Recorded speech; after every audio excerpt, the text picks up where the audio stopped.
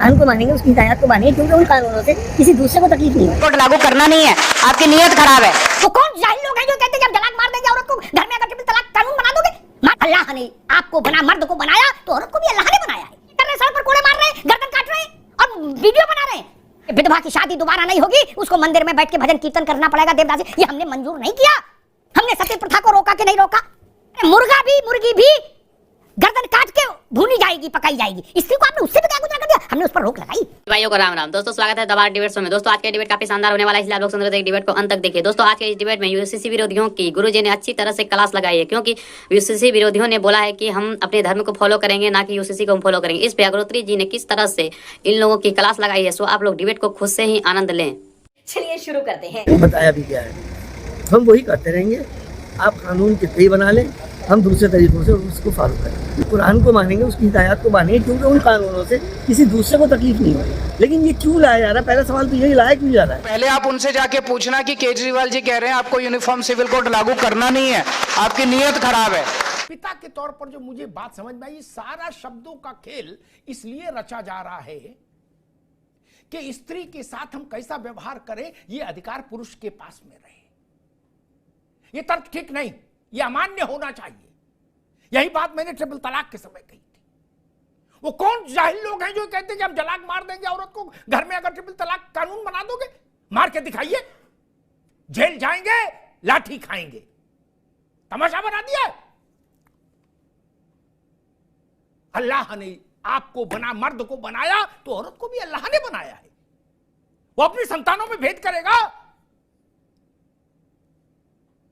आप उसके गले में रस्सी डालकर घुमाएंगे? मुफ्ती साहब ने अच्छी अच्छी बातें कही, उनका सम्मान है मुफ्ती साहब का। लेकिन अब अफगानिस्तान जैसे देशों में देखते हैं वहां क्या हो रहा है स्त्री के साथ। वो तो 5 टाइम नमाज पढ़ रहे हैं और फिर भी ये कर रहे हैं, सड़क पर कोड़े मार रहे हैं, गर्दन काट रहे हैं और वीडियो बना रहे हैं। गर्दन भी काट रहे हैं औरत की और वीडियो भी बना रहे हैं। यही कहां है वो लोग जो फतवा जारी नहीं करते? कोई स्कूल जाती बच्ची कोई थोड़ा मेकअप कर ले तो फतवा जारी हो जाएगा। अरे अफगानिस्तान में कोई फतवा जारी क्यों नहीं होता भाई? वहां के दृश्य नहीं दिखते? स्त्री के स्वतंत्रता का यह प्रस्थान बिंदु है, प्रस्थान बिंदु यूसीसी। इसका स्वागत होना चाहिए। आप कितनी भी कोशिश, कोई कितनी भी कोशिश कर ले, अब वो समय जा रहा है बहुत तेजी से। मेरी बात लिख लीजिएगा, बहुत तेजी से। कोई स्त्री को अपने अनुचर, अपने सर्वेंट की तरह, सेवक सेविका की तरह ट्रीट नहीं कर सकता। नाइस जैसे कुछ लोगों ने उस वक्त भी मुझसे कहा कि ट्रिपल तलाक में जन जागरण हो जाए। मैं लोक जागरण, जन जागरण वाला आदमी नहीं। कानून बनाओ, दरोगा को ताकत दो, इनको उठा के 4 लठ मारे। तमाशा बना दिया। बोले दाल में नमक ज्यादा, तलाक। बोले दाल में नमक कम, बोले तलाक। क्या कर रहे हो भाई? बोले मुर्गा क्यों बनाया, मुर्गी क्यों नहीं बनाई, तलाक। अरे क्या तमाशा बना रखा है। और अगर हिंदुस्तान में रावत जी ने कुछ प्रकाश डाला, 5000 वर्ष के हमारे क्या धार्मिक कानून मान्यताएं नहीं थी ना? हमने क्यों छोड़ा? हमने कहा देश आजाद हो गया है, नया सूरज उगा है, नई व्यवस्था होनी चाहिए। हमारे यहां जाति व्यवस्था थी,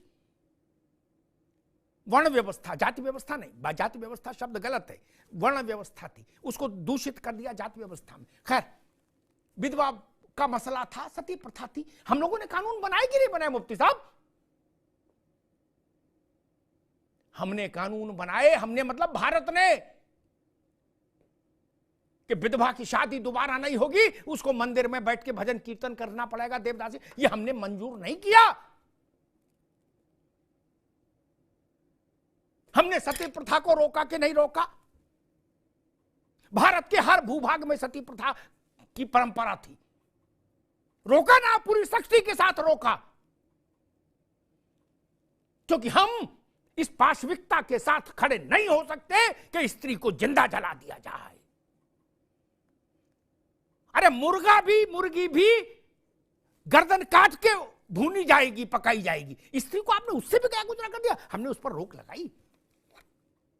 इसलिए अब जब हमने इतना किया, हम भी ये कह सकते थे कि हमारे कानून भगवान के कानून हैं, इनमें कोई फेरबदल नहीं कर सकता। जवाहरलाल से कहते, जवाहरलाल पीछे हटो, नो, ये परमात्मा के कानून है, नेहरू कैसे बदल सकता? तब क्या होता मुफ्ती साहब? तब तो देश चल गया, तो हम अफगानिस्तान हो गए होते, ये भी जान लो। यहां भी ऐसी मूर्खताएं हो रही होती, कंबल ओढ़ के लोग हंटर हाथ में लेके घूम रहे होते। सभ्यता के रथ पर देश को आगे ले जाना है। दुनिया एआई तक पहुंच गई, अब किन बातों के लिए लड़ रहे हैं कि 4 शादी की छूट मिले? क्या करोगे 4 शादी करके? एक से ही अच्छे से निभा लो मित्र, एक के संतानों के साथ न्याय कर लो, उनको पढ़ा लिखा लो, उनको अच्छा इंसान बना लो। ये अवध के नवाबों जैसा जीवन क्यों जीना चाहते हैं? इल्यूजन में क्यों रहना चाहते हैं? अंडे बेचकर आप बाजिद अली शाह के जैसा जीवन नहीं जी सकते ना। उनके पास अकूत संपदा थी। वो भारत के गरीब आदमियों के पैसे का क्या दुरुपयोग करते थे, उसकी एक छोटी सी झांकी बता दूं।